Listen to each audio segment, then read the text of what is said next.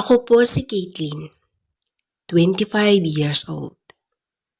Kabilang din po ako sa mga babaeng mababa ang lipad. Magdalena kung tawagin. Isa po akong prostitute. Nagbebenta ng laman sa mga lalaking nangangailangan. Hindi ko gusto ang ganitong buhay. Pero wala na akong magagawa. Lalo na nung nagpasyang maghiwalay na ang mga magulang ko. At para malinaw sa inyong lahat, ganito nag-umpisa ang kwento. Balikan po natin nung 18 years old pa lang ako. Sa edad kong yan, hindi na maitago sa akin ang nangyayari sa mga magulang ko. Ang tatay ko, saksakan ng batugan. At sa sobrang katamaran niya, kahit mahuhulog na yung mga ginto sa harapan niya, hindi pa yan makakakuha kung hindi mo ito utusan. At itong ugali na to ng ama ko, ito ang dahilan kaya palagi ang pag-aaway nila ng ama ko. Kasi nga naman, yung nanay ko na ang bumubuhay sa amin. Parang siya na ang padre de pamilya. Ang trabaho ng aking ina, manicurista siya. At on call yung pagiging masahista niya. 5 kaming magkakapatid at ako ang panganay. Kahit ganon katamad ang ama ko, ganon din siya kasipag sa paggawa ng bata. Naiinis ako sa kanya. Oo, ama ko siya. Pero hindi ko kayang ibigay ang respeto na sinasabi nila. Dahil ganon ang nakikita kong ugali niya. Bilang isang panganay, ako na yung nagparaya. Tumigil ako sa pag-aaral. Hindi na ako nakapagkolehiyo kahit na gustuhin kong mag-aral. Wala naman akong magagawa kung hindi lang sana batugan ang tatay ko. Malamang sa malamang, nagpatuloy ako sa pag-aaral. Naging martir naman ang ina ko. Labis akong humahanga sa kanya dahil sa katatagan niya. Hindi pa rin siya bumibitiw kahit na ganon ang aming ama. Ang alam ko noon, panghabang buhay yung pagtitiis ni nanay. Pero dumating ang isang araw na puno na ito. Kakagaling lang niyang nagmanicure noon. At nagkataon naman na lasing ang tatay ko. Galit na galit ang nanay ko. Ayaw ko na. Pagod na ako. Hindi ako panghabang buhay na ganito. Hindi ko sisirain ang buhay ko nang dahil sa inyo. Lalo ka na, asawang palamunin at walang silbi. Caitlin, dahil ikaw ang panganay, ikaw muna ang maiiwan dito. Aalis kami ng mga kapatid mo. Di bale, kukunin kita pag makahanap na ako ng tirahan. Sige na, ayusin mo na ang mga gamit ng mga kapatid mo. Ang sabi ni inay. Nay, kailangan niyo ba talagang gawin ito?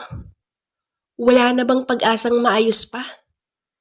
Tingnan niyo muna kaming mga anak niyo bago niyo isipin ang paghihiwalay.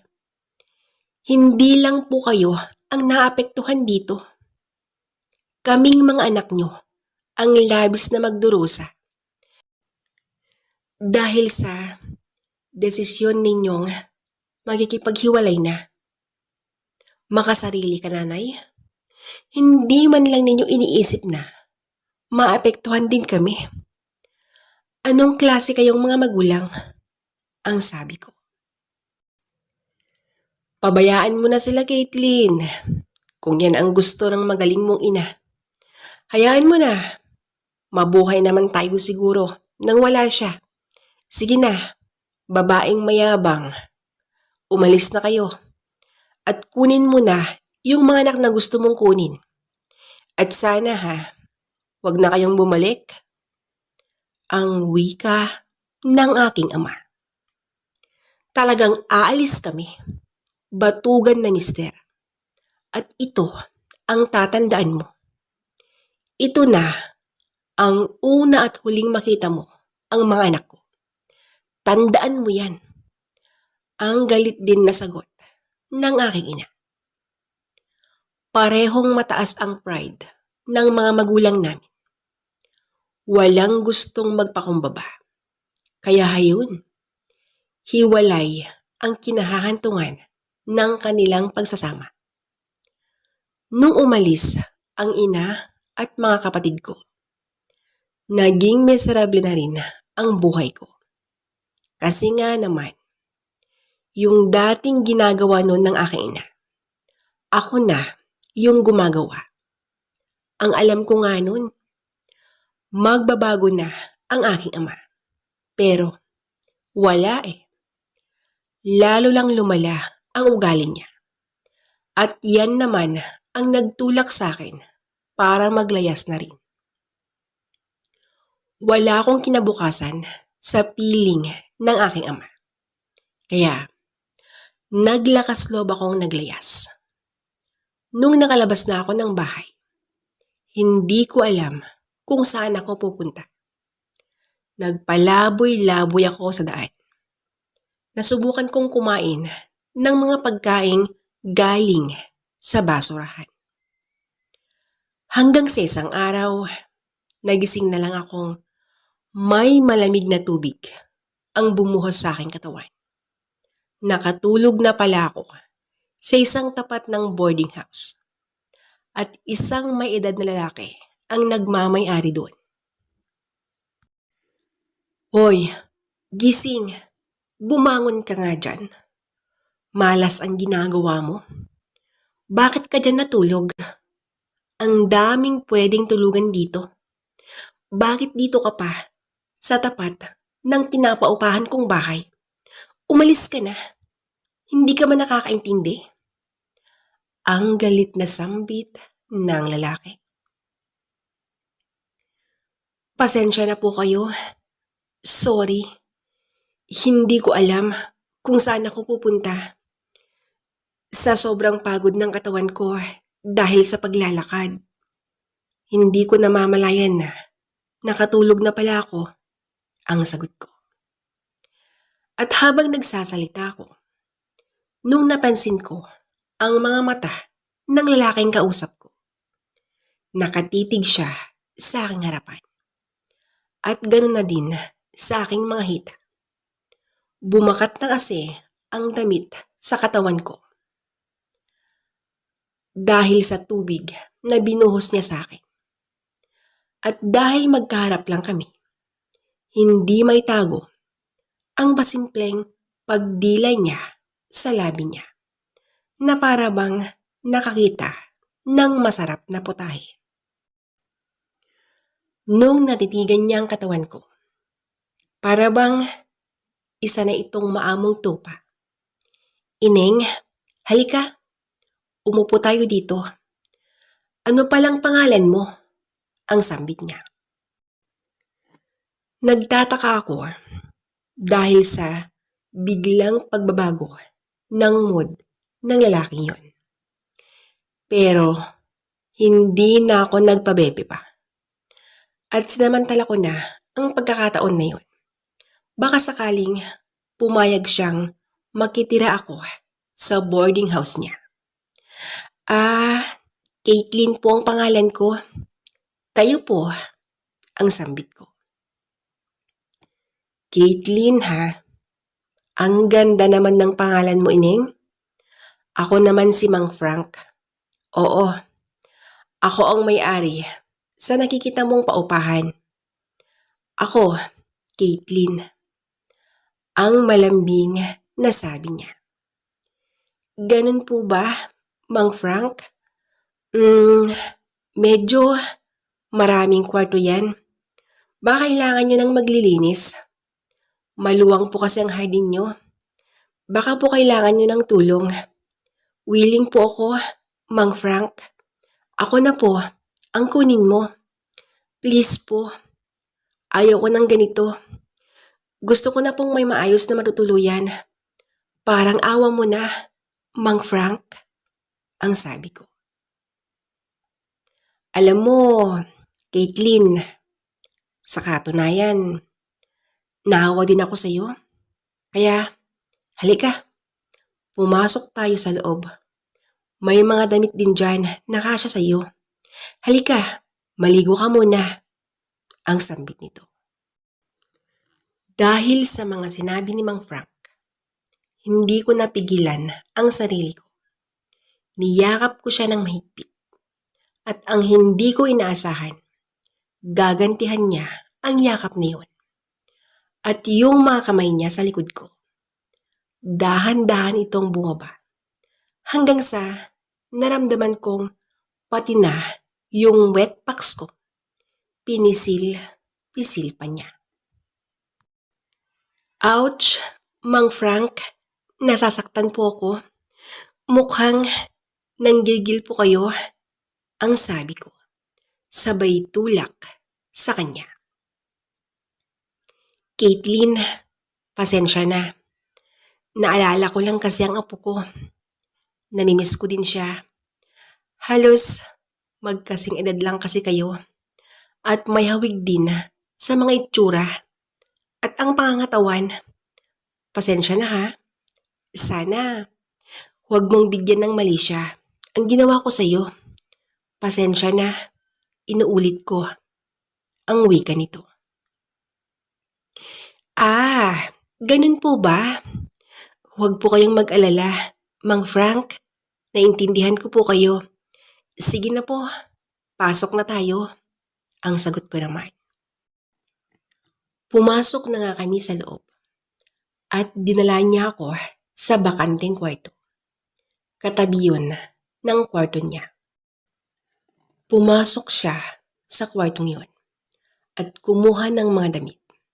O heto, yung mga damit na sinasabi ko sa'yo. Kung ayaw mo to, pwede kang mamili dyan sa loob. Sige na, maligo ka muna.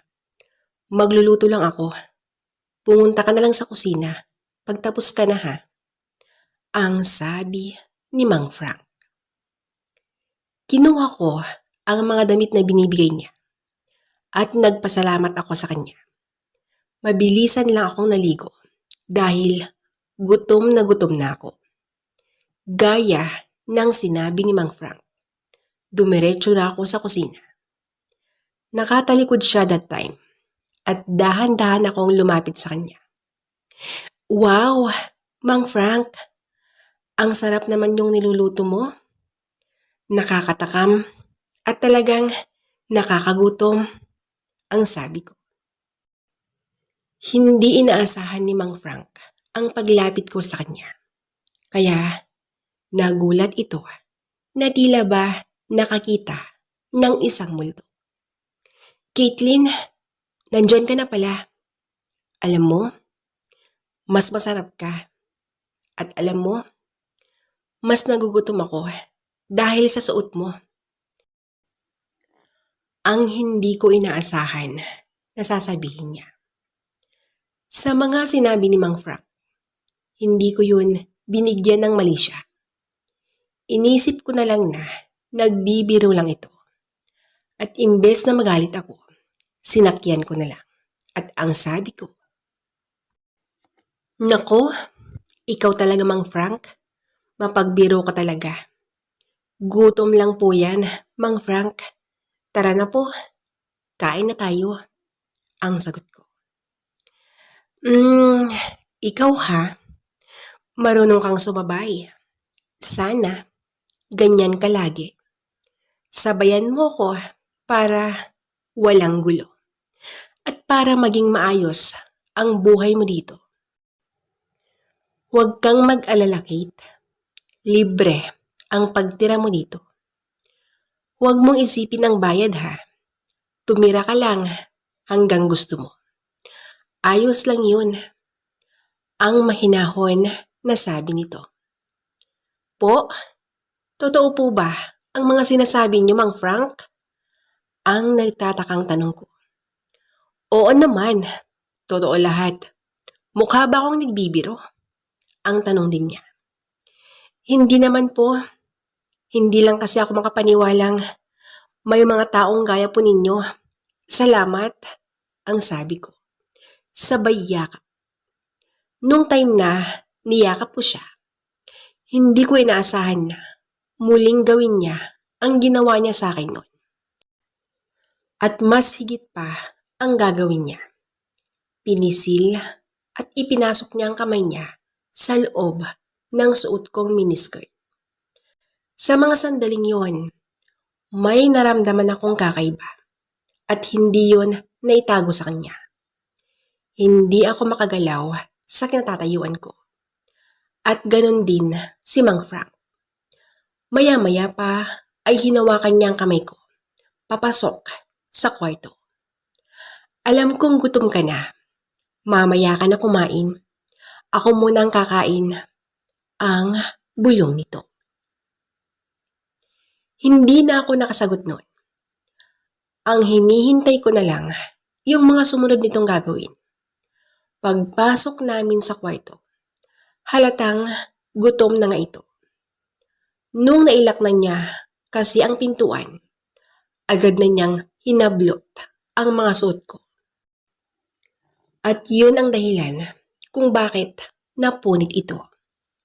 Mang Frank, ito na bang kabayaran ng pagtira ko dito? Ang sabi ko. Oo, Caitlin, ito na nga. Huwag kang mag-alala dahil ako na ang bahala sa iyo. Lahat-lahat ako na. Basta, mangako ka sanang tayong dalawa lang ang nakakaalam nito. Mangako ka, Caitlin. Mangako ka. Ang gigil nitong sabi. Wala nang patutunguhan ang buhay ko kung hindi ako pumayag sa gusto ni Mang Frank. Siguradong babalik ako sa lansangan at muling magpalaboy-laboy. At yan ang ayaw ko nang muling maulit pa. Kaya hindi ko namamalayan na sinabi ko sa kanya. Opo, Mang Frank, huwag kang mag-alala. Sa atin lang to, ang sagot ko. Mabuti naman, Caitlin. Maayos ka palang kausap eh. Caitlin, akin ka na ngayon. Yan ang huling sinabi niya. At yung mga sumunod na eksena, ito na yun. Yung pagkuha niya sa bayad ng pagtira ko. Wala pa akong karanasan that time. Kaya hindi ko alam yung mga ginagawa ko. At ito naman si Mang Frank, halatang batikan na siya. Kaya pinaubaya ko na sa kanya. May edad na ito. Pero bilib din ako. Dahil kaya pa niyang 2 rounds. Hihirit pa sana siya nun. Pero ako na yung sumuko. Pakiramdam ko kasi namamagana. Kaya ang sabi ko, tama na po, namamagana ang pakiusap ko. Tumawa ito at ang sabi niya, sige, magpahinga ka muna bago ka kumain. Alam kong gutom ka na, Caitlin. Salamat, ang wika nito. At yung unang beses na may mangyari sa amin, naulit yun ng paulit-ulit. Parang hindi siya nagsasawa. Ako naman, naumay na ako. Dahil sa totoo lang, habang tumatagal ako sa poder ni Mang Frank, napapansin kong binababoy na niya ang pagkababae ko. Gusto ko nang umalis sa boarding house na yun. Ngunit alam kong wala akong ibang mapupuntahan. Kaya tiniis ko ang lahat. Hanggang sa isang araw, may isang babaeng dumating at tinawag niya itong apo. Masinsinan ang pag-uusap nilang dalawa. Maya-maya pa ay umalis si Mang Frank. At yung babaeng tinawag niyang apo, lumapit sa akin. Alam ko na ang nangyayari sa inyo ng lolo ko. Dahil yan din ang naranasan ko sa mga kamay niya. Kaya kung ako sa'yo, lumayas ka na. Habang hindi pa huli ang lahat. Huwag kang mag-alala. Ako ang tutulong sa'yo. Saka ko nasasabihin kung saan tayo pupunta. Ang mahalaga ngayon, makalis na tayo. Halika na, tara na. Huwag kang matakot. Hindi ako masamang tao, ang sabi nito. Nung mga sandaling yun, hindi ko na iniisip kung saan kami pupunta. Ang mahalaga, makaalis na ako sa poder ni Mang Frank. Sumakay kami sa bus at habang nasa loob kami, nung nagsalita ang apo ni Mang Frank, na itago na lang natin sa pangalang May. Ayon sa kwento niya, matagal din daw na naghirap sa poder ng lolo niya. Naglakas loob lang itong umalis at umuwi sa kanilang probinsya. Sinabi niya sa akin na doon muna ako sa bahay ng kaibigan niya. Nangangailangan daw ito ng babysitter. Hindi ko alam kung paano ako magpasalamat kay May dahil sa tulong na ginawa niya sa akin. Gaya nga ng sinabi niya, pumunta kami sa bahay ng kaibigan niya. Ang sabi ni May, nakita niya ako sa boarding house ng lolo niya. Habang nag-uusap ang dalawa, hindi na ako nakisabat pa sa kanilang usapan. Dahil nangako si May na hindi niya sasabihin ang tunay na nangyari. Halos mangiyak-ngiyak na ako dahil sa kabutihan ni May. Hindi ko alam kung paano ako makakabayad sa kanya. Sa ngayon, nandito pa rin ako sa kaibigan ni May. Babysitter pa rin ako. At si May naman, naging best friend ko na. May asawa na siya at sa katunayan, madalas akong mag-abot ng konting tulong sa kanya para sa mga anak niya dahil kinakapos din ito. Alam kong kulang na kulang pa din ang mga ginagawa ko kay May. Ngunit gumagawa pa din ako ng mga paraan para makabawi ako sa mga kabutihan niya. Maayos ang kalagayan ko dito. At hindi ko na din iniisip pa yung mga magulang kong kayang kalimutan ang mga anak nila. Tinuring ko ng pamilya ang mga taong tumulong sa akin. At kabilang na dyan yung mga amo ko ngayon. At yung naging best friend ko na si May. Kung ano ang plano ng Diyos para sa akin, yan pa ang hindi ko alam. Dahil masaya na ako ngayon.